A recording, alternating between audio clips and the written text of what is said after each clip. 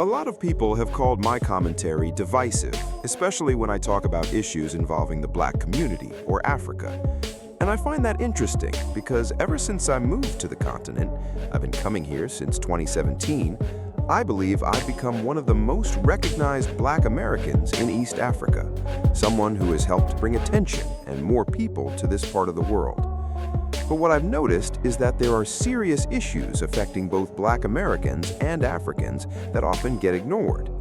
To me, it's not enough to simply say positive things about Africa while ignoring problems that create more separation. That's where the conversation around Poetik Flakko becomes interesting. He often talks about avoiding division, especially when discussing figures like Tariq Nasheed and the FBA movement. And that's his perspective, because with Poetik Flakko, he usually says, I believe that a better use of our time will be figuring out how to unite against our oppressor, opposed to figuring out how to tear down each other. That's the interesting part. A lot of people say the focus should be on challenging the real issues instead of constantly attacking each other.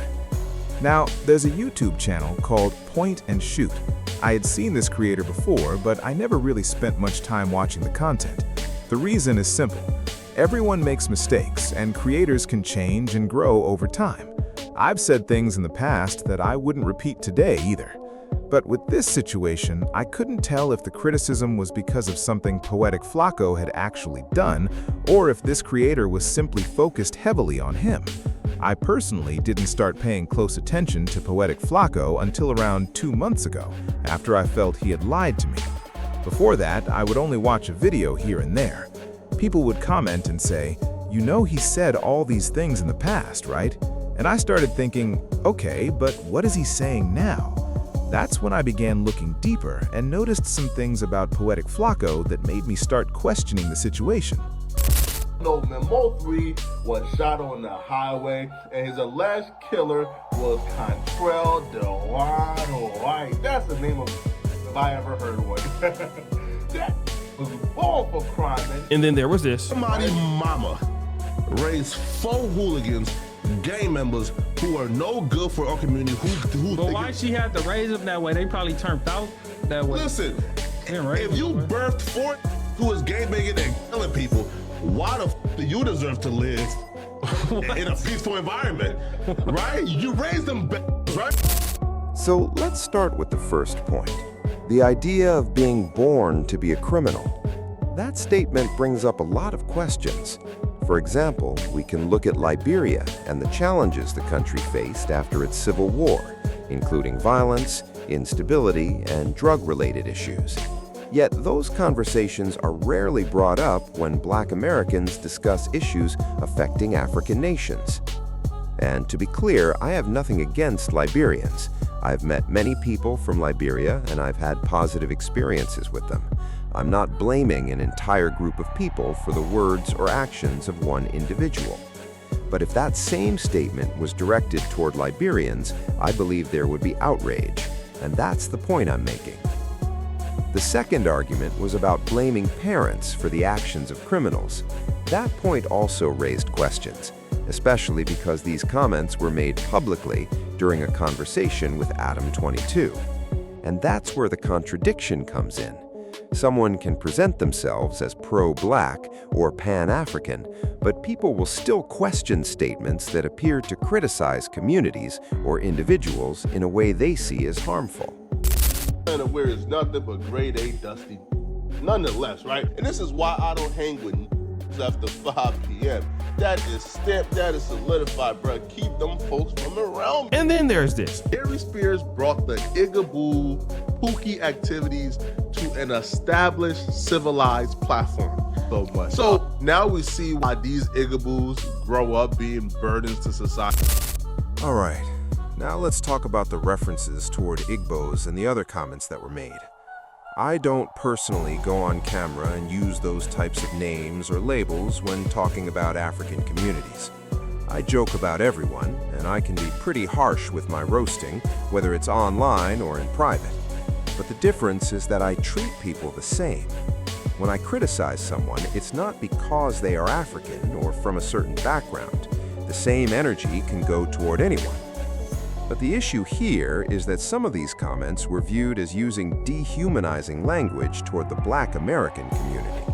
That's what made people question the intent behind those statements. Now, someone could argue that these comments are old.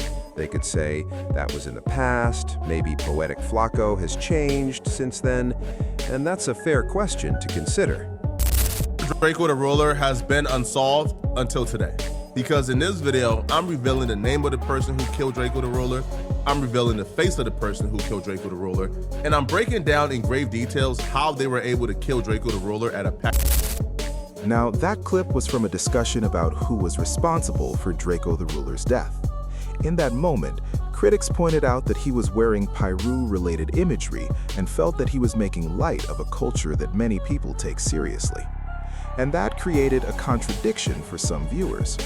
On one side, he presents himself as someone who wants people to move past division and focus on bigger issues. But on the other side, people argue that some of his past comments towards certain Black American communities created the same type of separation he claims to oppose. The argument being made is that if someone criticized African communities using similar language, there would likely be immediate backlash. So the question becomes, why is it acceptable to make certain comments about Black Americans while also arguing against language that is viewed as disrespectful toward others? Another criticism involves the fact that Poetik Flakko built his platform by discussing Black American culture and entertainment. Some people believe that someone benefiting from a community should also show respect toward that same community. At the same time, it's important to recognize that people come from different backgrounds and experiences. Immigration, family history, and cultural upbringing can shape the way people see the world. Those differences can sometimes create misunderstandings, even between people who share similar identities. The bigger issue being debated is whether unity can actually happen without accountability. Some people believe relationships between different communities require mutual effort, respect, and shared goals, rather than simply relying on history or identity alone. Supporters of this viewpoint argue that every group has its own challenges and priorities, and cooperation works best when everyone brings something meaningful to the table.